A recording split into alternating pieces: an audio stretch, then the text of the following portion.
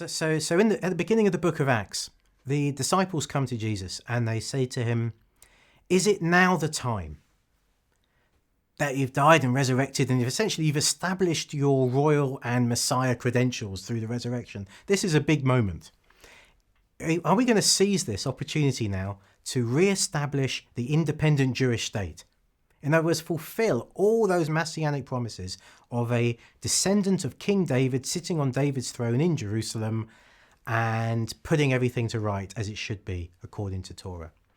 And Jesus says, not at this time. Actually, this is not any of your business. This is really in the Father's purview. This is what he's going to sort out.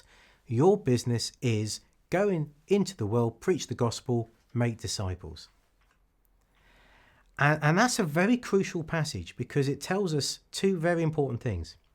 It tells us that the idea of the re-establishment of the Jewish kingdom with David's descendants seated on the throne will happen, but it's none of our business.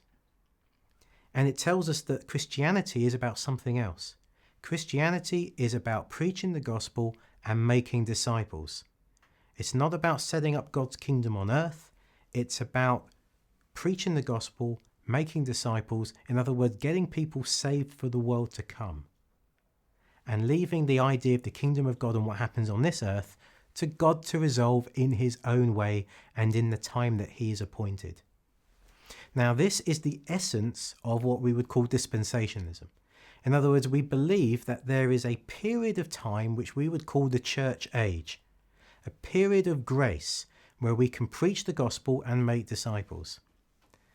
And once that period of grace comes to an end, then God is going to return his attention to fulfilling his promises to the Jewish nation. But that's going to be his business. It's not ours as Christians.